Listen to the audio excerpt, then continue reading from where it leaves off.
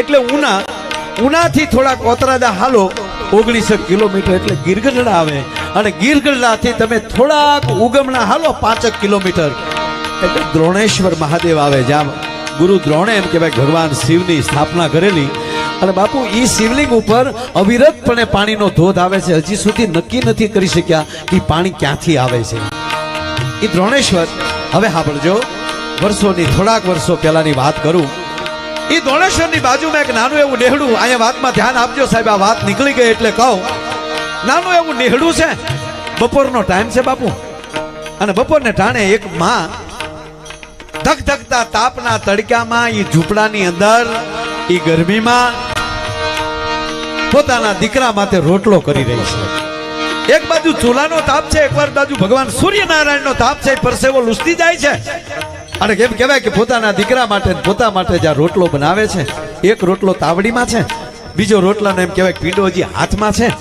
અને એટલા જ ઓલામાં હરી અને ઘરે ન હોય, જેના પળિયામાં કુંજર ફરે પછી એને વયની વાતું ન હોય, ઓલા કેહર બચાને કાગડા પોતાનો 5 વર્ષનો દીકરો તપેલ ત્રાંબા જેવી આંખું થઈ ગયેલી છે, નાગના કણાને કોકે પૂંછડી પર પગ દીધો હોય, નાક ફફેડ્યો હોય એવું એમ કહેવાય 5 વર્ષના દીકરાનું ચિત્ર જોવા મળ્યું માને પહેલી વાર.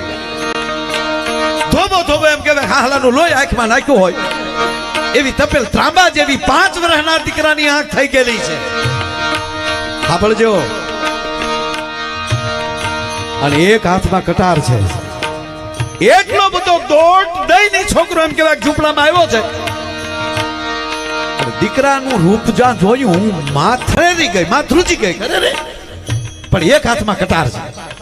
કટાર એ માટે ભાલાનો ઘા કરી શકાય, જમિયાનો ઘા કરી શકાય, સરો કોકને ઘોંકી શકાય, તલવારનો કોકને ઝાટકો મારી શકાય, પણ કટાર એક જ એવી છે કે હાથમાં હોય ત્યારે નક્કી થાય, બીજાને નથી મારવાની આવતી, પોતાના પેંડમાં નાખવાની હોય ત્યારે કટાર હાથમાં લેવામાં આવે છે. આ દીકરાના હાથમાં કટાર જોઈ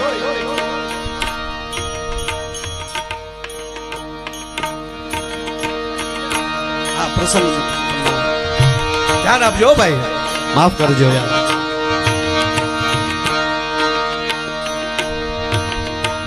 એક હાથમાં કટાર છે અને માના હાથમાં લોટનો પીંડો છે, પણ એ જ જગ્યાએ 5 વર્ષના દીકરાએ માની દાઢીએ હાથ નાખ્યો, માનું મોઢું પકડ્યું. સાહેબ, માં, દીકરા, હા માં, હું મારા ભાઈબંધો ભેગો રમું છું નદીના પટમાં, અને મારા ભાઈબંધો એમ કહે છે કે તું અવડો મોટો થયો પણ હજી સુધી કોઈને ખબર નથી તારો બાપ કોણ છે.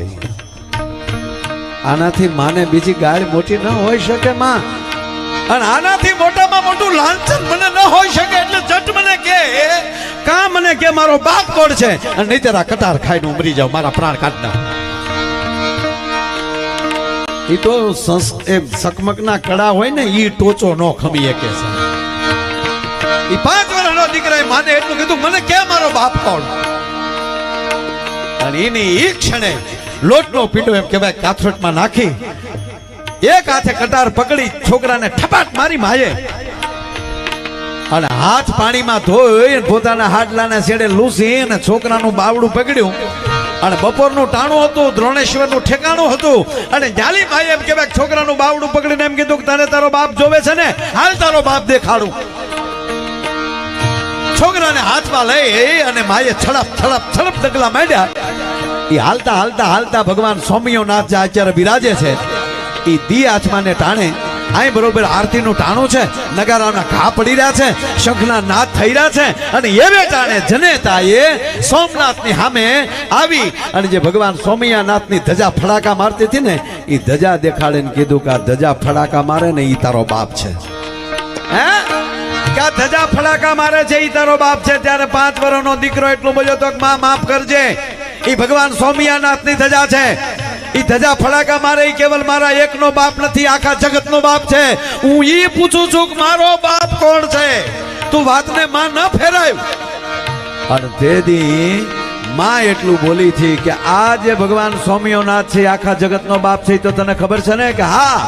તાક સાંભળી લે દીકરા, જેદી ઈ ભગવાન સોમયાનાથને દુશ્મનો જેદી લૂંટવા આવ્યા હતા અને તેદી ભગવાન સોમયાનાથને પોતાનું માથું અર્પણ કરી અને કયક દુશ્મનોને દલકટો કાઢી નાખ્યો હતો ને ઈ હમીરજી ગોહિલ તારો બાપ છે. જો આ પાળિયો ઊભો છે, આ જે પાળિયો ઊભો છે ઈ તારો બાપ છે. પણ હું તને કહેતી નહોતી એનું કારણ એ છે કે બાપને કેડે તું વયો જા તો મારા ગઢપણની લાકડી કોણ હોય? તું તો મારી ગઢપણની લાકડી છો બેટા. તો એક મૃત બાપનો દીકરો છો. આ પાળિયો એનો છે.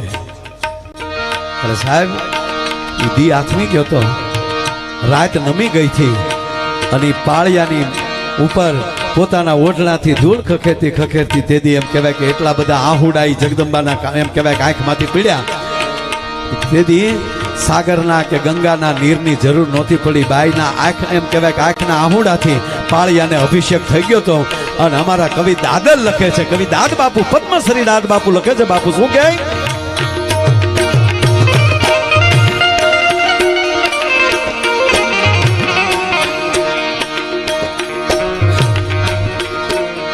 गंगा जी के बोल्या नीर जमुना ना बोल्या नीर गंगा માં નથી નાવું.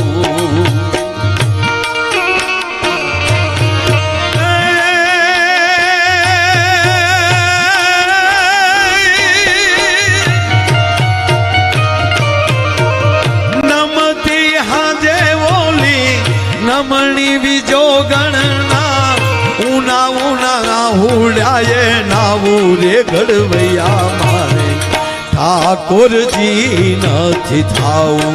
ઘડવૈયા મારે ઠાકોરજી નથી થાવું. ધડધી ગાણે જેના માથા મહાણે એવો પાળીઓ થઈને પૂજાવું રે ઘડવૈયા મારે ઠાકોરજી નથી થાવું. ઘડવૈયા મારે ઠાકોરજી નથી થાવું. ઘડવૈયા મારે ઠાકોરજી નથી થાવું. જો જો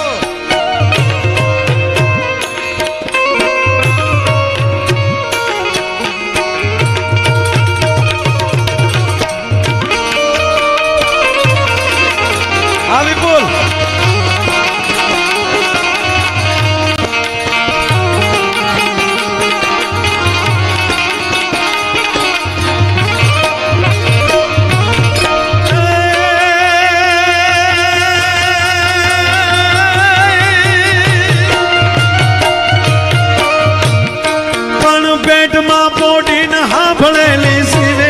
લક્ષ્મણની વાત રે આપ રામ લક્ષ્મણની વાત.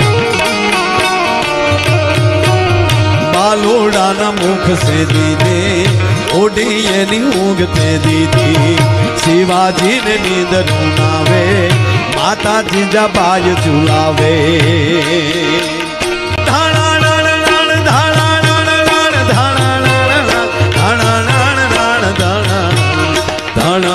ડોંગરા ડોલે શિવાજીને નીંદર ઉનાવે.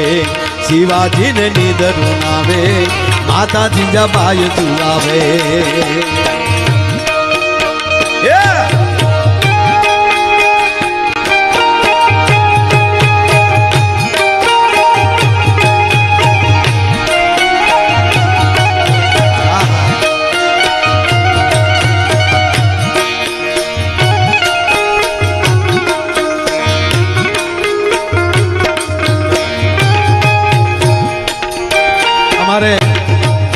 વિરમગામ તાલુકા પ્રમુખ માનનીય મુરબ્બી કિરીટસિંહજી ગોહિલ તેમના તરફથી પણ 5101 રૂપિયા આવે છે. જોરદાર તાળીના આગળથી વધાવો. શાબાશ.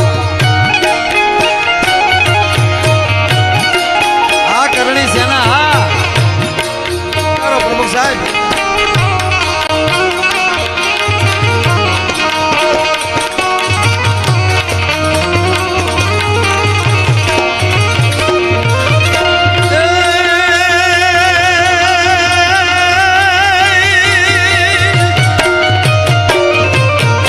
બાપુ શિવાજીને જીજાબાઈ જ્યારે પૈપાન કરાવતા ને દૂધ પાય તો માં થોડું થોડું ઝેર પાતી હારી.